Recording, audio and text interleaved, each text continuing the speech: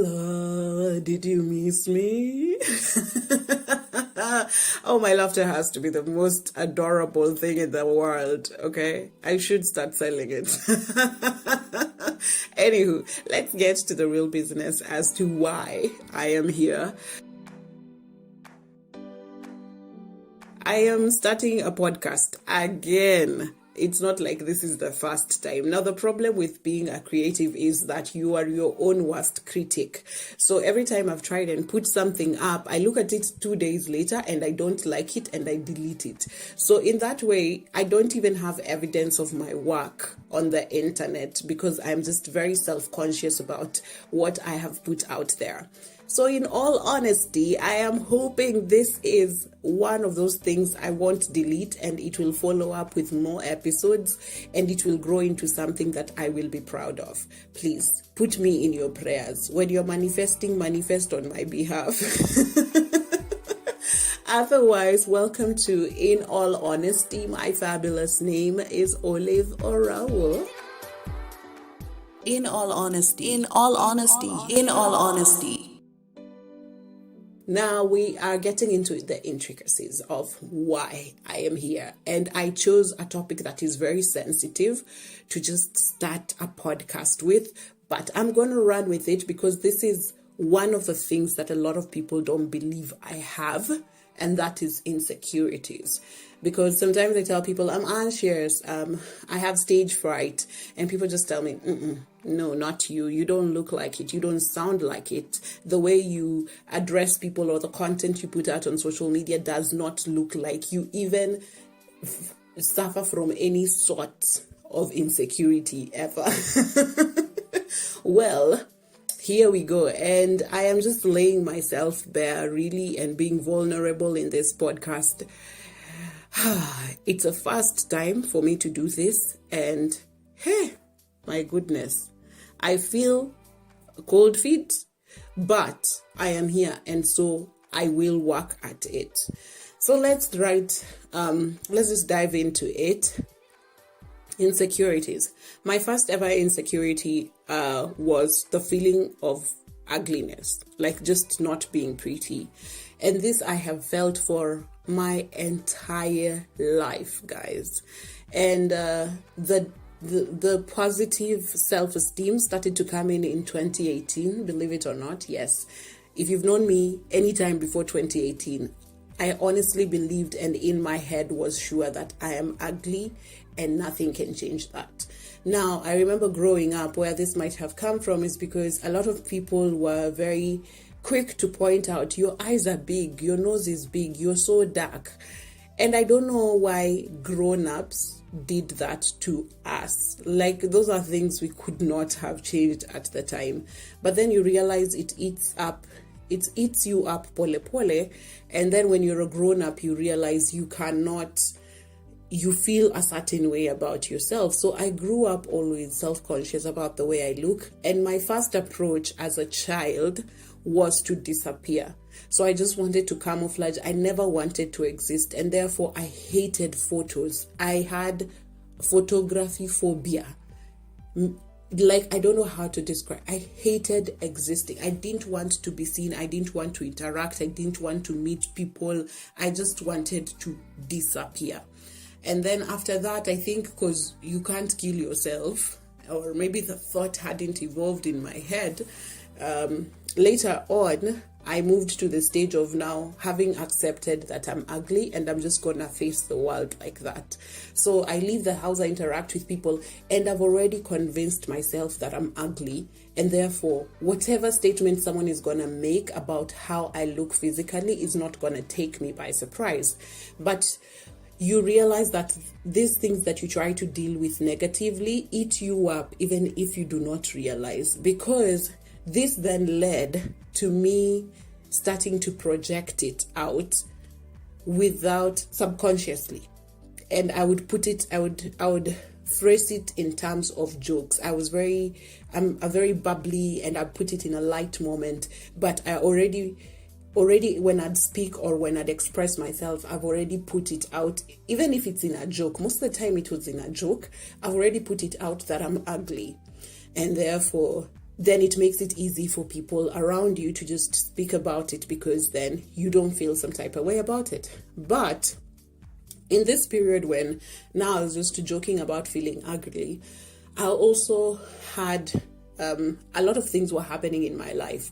I also had my acne. Now my acne took an all-time high in this particular moment.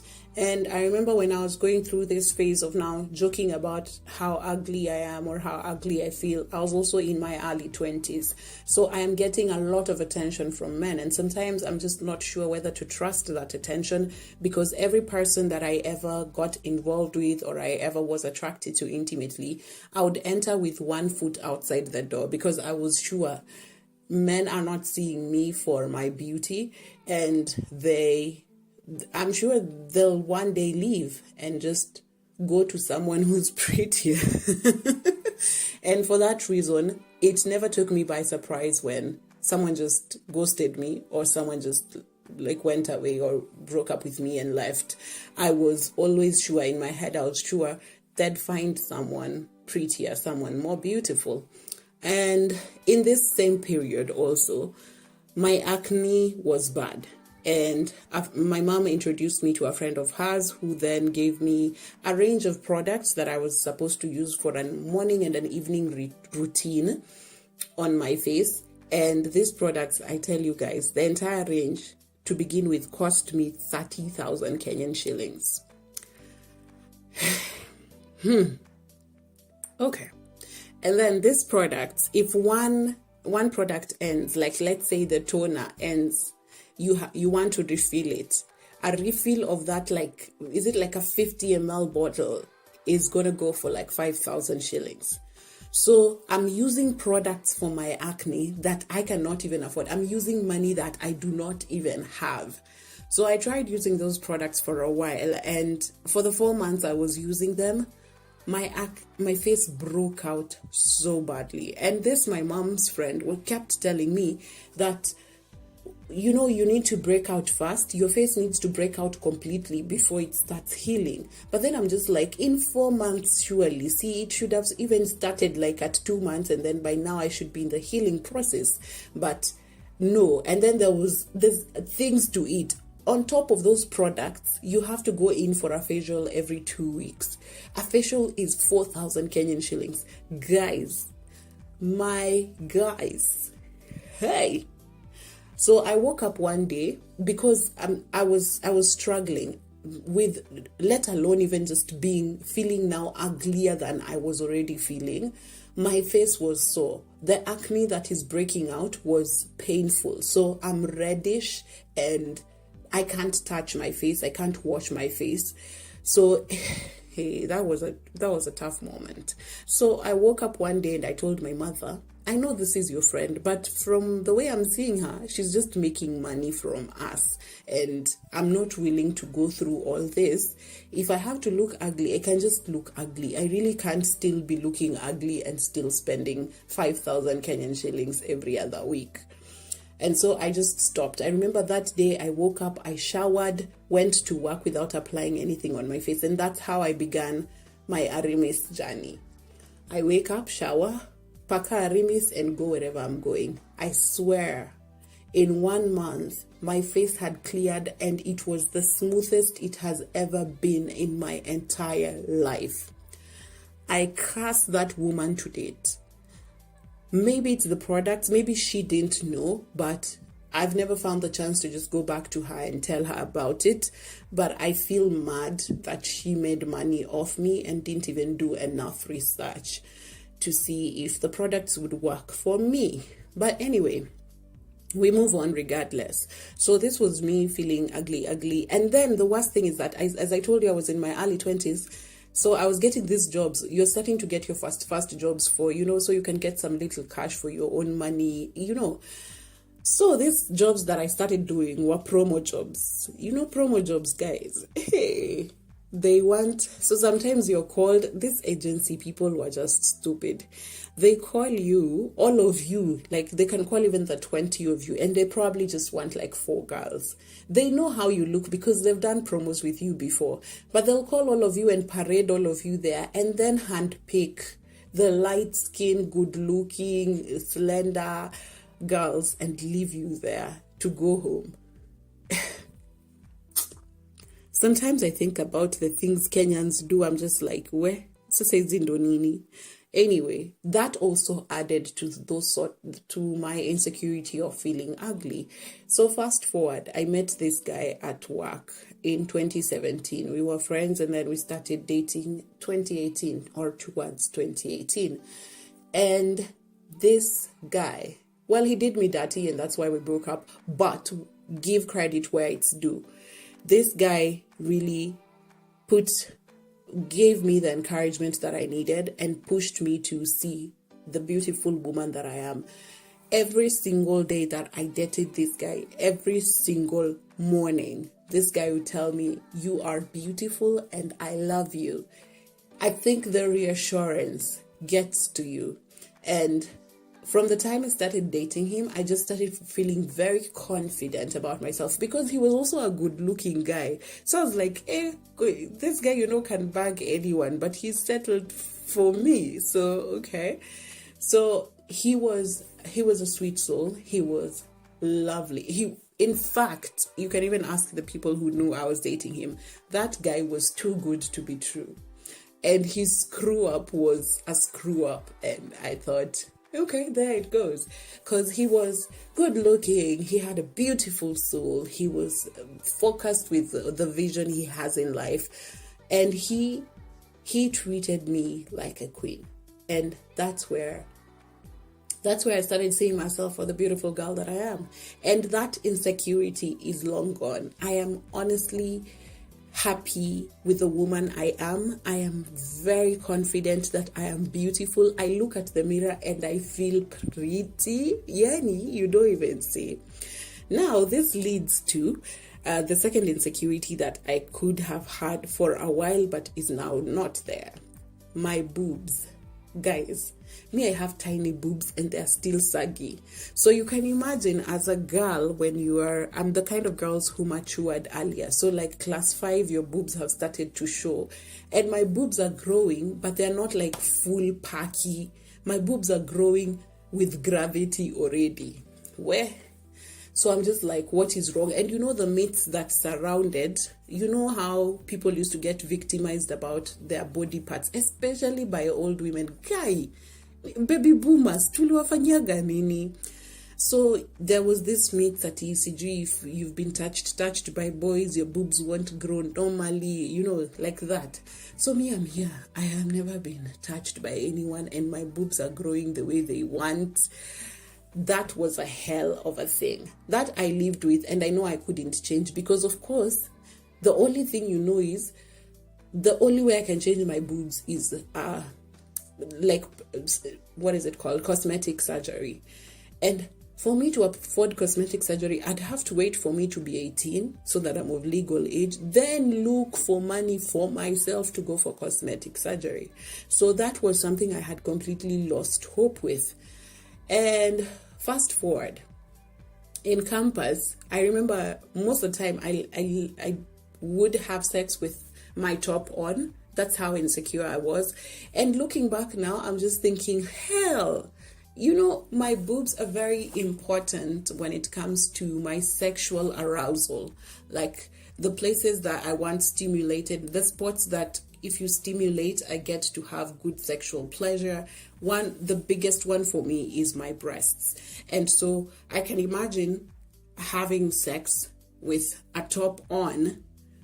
I'm not exploring my G-spot as much as I should. But that passed, and again, it's this guy who was the messiah for me. This guy I dated in 2018. When he'd remind me about how beautiful I am, he was always very confident about how my body is so beautiful. He'd tell me, your body is a work of art. And this guy every single day would tell me, I wish you'd see me. I wish you'd see you the way I see you. He would tell me he just wants one day for me to wake up in his body and look at myself the way he looks at me. And it took a while, but by the time we were going our separate ways, this guy had done a good number on me. Like I wasn't the woman I was when I entered that relationship, and I am honestly always be grateful to him, because when I started dating him is when I went full braless. I used to not wear a bra, but I would I would try and wear a spag top inside, or try and get boob tops, or try wear two tops. When I started dating this guy, I just went like full braless. Like I'm a walk in these streets with my nipples and all out. Nyinyi mtaamua vile mtafanya. And I am honestly grateful. I am grateful.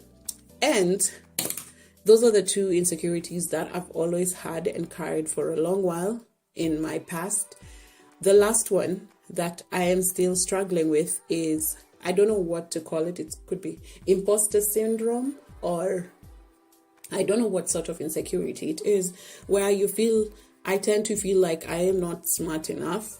I'm not knowledgeable enough. I feel like sometimes it's even as worse as feeling like I don't deserve the opportunities I've been given. Sometimes a job has come your way and you're the one who's gotten it, and a little frustration comes your way and you feel like, oh my goodness, or did I cheat my way through this job? When in real sense, you just worked and are actually experienced and skilled for that job. So that is something that I am struggling with even currently, and now I'm struggling with it on a different level. Like at my place of work where I am employed, I'm now a mid-manager. So that means there are people who are reporting to me and are learning from me. So most of the time I'm questioning, are they learning enough? Am I a good enough boss? Am I too soft? Am I too harsh? Am I boss enough? All those things are things that go through my head. Sometimes I'm not sure if I deserve to be their boss, because they are awesome people. And this second guessing of my skill, my knowledge, my ability, it's not easy. I have found a way of masking it, and I'm really grateful for my employer, because he's gotten us a career coach who really helps. He's like therapy for career. So he really helps with that. And I mean, I'm on my way towards that journey, and I hope I get to where I am with my physical confidence. I'm very confident about how I look right now. I hope if my personality or my skill can also get to that place, I'd be really happy. Yeah. So those are basically insecurities I am dealing with, have dealt with. I don't know if they're relatable to you. I don't know if you want to talk to me about it. But you can always hit me up and we'll talk. We'll catch up. Man, this felt so good talking to myself. And if you've been listening in, I am so grateful that you are. I hope talking to myself helps give insight on whatever it is you are going through, and also that you just enjoy listening to me, because I've been told I have a beautiful voice. Maybe you can just sit there and listen. But in all honesty, I am grateful to have started this, and I hope to see you on the next episode. I love you. Until next time. Peace.